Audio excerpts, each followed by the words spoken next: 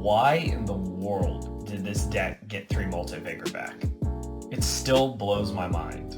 What's going on, you guys? Slim here today to bring you guys an ALTERGEIST deck profile for the rest of this July 2020 format. If you guys are new here, consider subscribing, hit that notification bell. You guys will be notified whenever I upload. You guys will also be notified when I stream over on Twitch. Link is in the description. Like I said, streams will be coming back soon. Bear with me. I know it's been a while, but we're definitely going to come back and have a lot more frequent streams in the future. But first and foremost, this is not Numeron ALTERGEIST. I know a lot of people want that. I haven't picked up my Battle of Legends stuff yet, but that is an option you can play in this deck. I've heard people talking about it. It's pretty crazy. Obviously, you can Zexal lock the opponent going first, and you just set your traps and go. That's a great option, but for those of you who are not going to be playing the Numeron engine, or you want to see a deck without the Numeron engine, this is the list I have for you.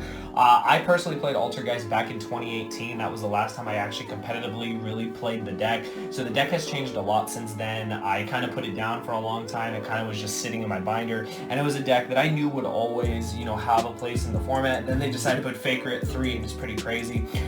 Definitely not the best ALTERGEIST player. I don't have as much knowledge with it like someone like Doug or anyone that's been playing the deck for a really long time. But if you guys are looking for a really simple list for you guys to get started, I think this is the list for you. I kept it extremely standard. There's some things I would change in the extra deck that I'll talk about when I get to it, because the ALTERGEIST extra deck is actually interesting because it matters a lot more than most extra decks. But I will get into it, and hopefully you guys do enjoy. Hopefully you guys have been liking all these deck profiles. As soon as I get my Numeron stuff and my Battle of Legends stuff, you guys are going to see a bunch of crazy deck profiles, so prepare for that. But to tide you guys over, of course, for some reason, this card is back at 3. Faker is insane. Literally just opening Imperm Faker happens a lot more. This card is just ridiculous. Like, this card does everything. It's like the heart and soul of ALTERGEIST. What was crazy is even when it was like at 1, the card was still good, and now you have 3, so it's really up the consistency of it. I don't know what they were thinking putting the card back to 3, but it's crazy. Along with that, we played triple Marionetter. I know some lists have actually opted to play 2, and I can understand, like, you normally would want to summon Molaseek, link away, and then, do whatever, but I really like Marionetter. I like what Marionetter does. Setting up your trap, its other effect is also awesome. Being able to swap out an ALTERGEIST and just get going is great. Obviously, you can't do that turn 1 unless your hand is, like, insane, but I think Marionetter is still just a really solid card. And I would personally always play 3. Probably the best ALTERGEIST, especially, like, going first or second, is definitely Molaseek. Being able to just turn this into Link Creepo, get a search of multi-faker is nuts. Being able to hit directly, get rid of a card is crazy. I think this card has always been great. Blue's my favorite color, so this has always been my favorite ALTERGEIST monster. Card's insane. Then the Wannabe Kieran, the 2 copies of Silicoitus. This card is nuts too. This and Faker is just the most annoying thing ever. Ask any player that's on the receiving end of this, myself included. If I'm not playing this against my opponent's playing against me, oh man, is it annoying. Just bounce for days. I think the way that they designed this deck to function is actually crazy, so Silicoitus is absolutely nuts. It also can recur a trap, which is cool. And then, of course, the 1 Kinkuri. This is another just great card. I've seen some lists in the past that cut it, and they say it's a brick. I mean, I guess if you're going first, like, it's not that good, but man, once you get rolling and, like, this card just dodges attacks, negates stuff, like, this card's amazing. Like, I absolutely love this card, and I would definitely always include it as a 1-up in the deck. But that is the most standard ALTERGEIST list that you'll see in every single deck profile. I'm pretty sure every single deck profile you see for ALTERGEIST starts with that exact lineup. I think, like, the difference is the hand traps. So I talked to a couple players about this because, again, I haven't played the deck in a while, so I was testing it online of what I wanted to do with it, and we decided that because of the way this format is, online or not, you want to be able to have more hand traps than usual. You need to be able to stop your opponent. Setting traps is not enough. You're not also guaranteed to go first, so when you go second, you want to be able to stop your opponent. So we decided to up the hand trap count in this deck, whereas before we would only do something as simple as 3 Ash. Most generic, doesn't really need to be explained. Usually you would just play this in Impermanence, but the real thing is, because of this format, you need to play more hand traps on that so you can have more of a defense than just, kind of setting your traps and going. And then if your traps get blown up, you got to have a follow-up. And also if you go second, your traps do nothing outside of Imperm, so you need more traps in your hand. So triple copies of Nibiru, obviously, just really good, just clearing the board, punishing the opponent for overextending. It's just really good.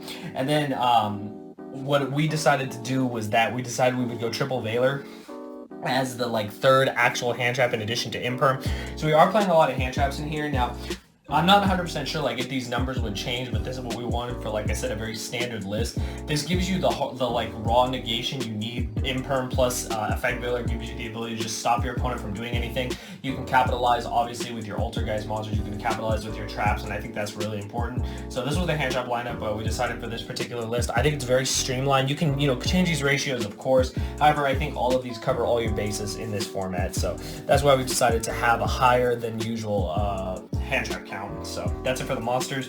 For the spells, there's only one spell. It's literally triple pot. So we thought about playing duality. 1-for-1 was in here for the longest time, so I didn't want the deck to be 41, but you can literally make it the 41st card and play 1-for-1. So I think 1-for-1 might actually be warranted in this deck. And the reason I say that is because since we do have more monsters than usual, being able to tutor out a Milliseek is great. 1-for-1 also opens up more combos. So I actually think 1-for-1 does deserve a spot in here. I just wanted to keep this deck 40 for you guys. If you want to play a 41st card, 1-for-1 can be that card. Extra is just insane in this deck. Just draw 2. Like, I don't really know what else to say. Since it has the reprint, you guys should be able to get it. So that's really important.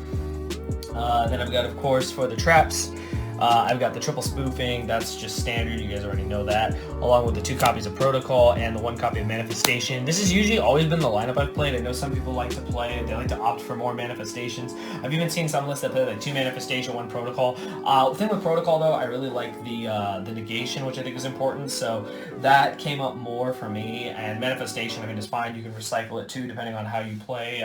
Your turn with Silicoitus and stuff like that. So it does have that, functionality, which I really like on this card. But this is like the standard Altergeist like trap lineup. It never really changes. Like I said, the ratios may change with these 2 cards, but outside of that, usually always play 3 spoofing. I've never really seen lists that don't play 3 spoofing. I think the card's absolutely necessary and like detrimental to your strategy. And then one of the most like ridiculous cards, triple Imperm. You have triple Faker now, so Imperm Faker happens a lot. It's another reason we tried to keep the deck at 40. You want to open Imperm Faker as much as possible. It's basically like an FTK in this deck. People joke about it, but imagine you're doing your turn, you get Impermed, you get Fakered, the Silk comes out, you pass your turn, they just start going in on you, setting traps, and game's pretty much over. So it's pretty insane. But yeah, that card is nuts. Along with that, we have triple strike. So one thing you'll notice, there's no judgment in the main deck. I know a lot of people are gonna be like, Slim, what's wrong with you? And I'll tell you right now, I talked to multiple people who have played the deck, and they all told me to cut Solemn Judgment from the main deck. And here was the reason. Solemn Judgment is only good when you're guaranteed to go first. And I do agree with that statement. Do I agree with it not being in the main deck? It's hard to say. As I test it more, I realized that strike is good going first or second. Same with Imperm, same with a lot of these traps. And that, I think, is the reason why they chose to omit Judgment from the main deck. It's definitely in the side deck, especially when you're going first. So I feel that that's a good enough reason to have it. At least it's somewhere in the deck. And instead of 3 Solemn Judgment, the card that they chose to play was 3 copies of Torrential. Now this card is actually crazy. Torrential Faker is absolutely disgusting. Your opponent starts to overextend, you literally Torrential Chain Faker, they lose everything, you end on a Faker and a Silk, and you're just so far ahead. I think this card is great. It punishes the Synchro Eldritch deck, it punishes the Rock deck, it punishes any deck that wants to overextend, and I think that's really, really solid. So I can see why it was warranted over Judgment. And I know what you guys are saying, well, what if they have Lightning Storm? A lot of decks are not actually main decking Lightning Storm, so outside of like going second deck, kind of like Mech Knights and stuff like that, but outside of that, in the main meta, they're not really main decking that card. So I guess you can warrant not having it in the main deck. But if you guys want to play Solemn Judgment in the main deck, by all means do it. I can totally understand. I myself had it in here for the longest time. Like if I could play all these traps, I would probably play 3 Judgment. There's other traps I'd love to play. So this deck is a little limited because there are like set theme traps that are more important. But I think Torrential warrants a spot in the deck. I think it's really, really solid. And then last is the Imperial Order. Now this card, hard to say, like it's really good. Obviously in the striker format it was broken. I still think spell cards are still very relevant. I mean, since we only play 1 real spell in the deck, I think we can warrant playing Imperial Order. This card can just be a total blowout. Like when they just go anything, you can literally just activate this. Like, if they go the Numeron field spell or whatever, you have Order, it's just like blowout. Like against any of that stuff, it's just a blowout. So that's the reason why we decided to make it the 40th card in the deck. But that's it for the main deck. Like I said, it's a clean 40. Changes can be made. It's all up to player preference. This is just a very standard list to get you guys going. And like I said, if we end up profiling Numeron Altergeist in the future, you'll definitely see some changes. But the extra deck real quick for you guys. Triple Hextia, that's like the best card. It's like the main card you summon. Card's just really, really solid. Play the one from Banshee. You just play it. It's just for utility. Like, I'll be honest, the main card you make is usually like Link Karibo and Hextia. A lot of these cards don't really come up, but I mean, they're good to have. It's kind of like having a little toolbox. So those are like the Altergeist guys. I got 2 copies of Link Karibo, the 1 copy of Almirage. I've got the 1 copy of Link Ross, and the 1 copy of Relinquish Anima for the Link one. So if you have access to extra Link Rosses, you can play multiple, so you can combo with that. You can turn the Hextia into a Link Ross, and you can do some combos with that. Obviously, that's if you're trying to do the like Wombo combo version of Altergeist. I don't really play the deck like that, but you do have the option to do so. So I think it's good to have it. So if you want to like swap the Almirage or swap the Anima for another Link Ross, you can. I think 2 Link Karibo is important though, because that card's usually what you want to go into. You could even warrant for 3. I want to play Anima though. I really like this card, especially going second. Sometimes your opponent doesn't put cards in the right place, and you can just punish them with Anima. Get a search off Molaseek is pretty crazy. So those are all the Link ones, just very standard. And then I've got just some utility stuff, like just the standard stuff you see in like every deck. The Phoenix, the Unicorn.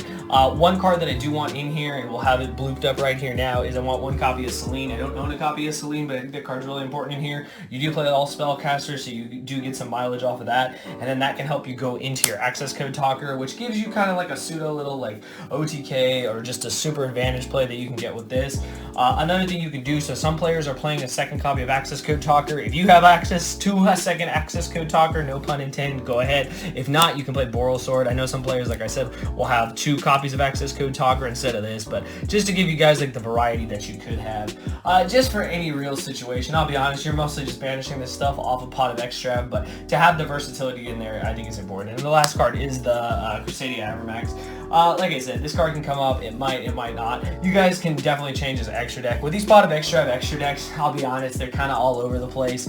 You can, like I said, I think Selene's really important. I mean, you can add like another copy of Link Ross. You could add, you could swap this out for a 2nd access code. You could do kind of anything you want depending on what you're playing. Also, if you're playing a card like Waking the Dragon in the side deck, you can swap this out for Waking the Dragon targets as well. But that's everything in the list. Hopefully you guys did enjoy. Like I always say, if you guys want to purchase any of these cards, consider using my TCG player link. It's in the description below. A portion of what you spend goes back to the channel. It helps me out, and I do appreciate it. I don't know why Faker's at 3. I'll be honest, I don't. But I always respect decks like this, because I've lost to decks like this. I played this deck, I'm telling you, back in the day, I did play this deck. This deck was actually really cool. Before everyone started playing it, the deck was really, really fun, because it just had an amazing striker matchup with Secret Village. I think the deck is still very, very scary, though. I think you guys should definitely pay attention to it.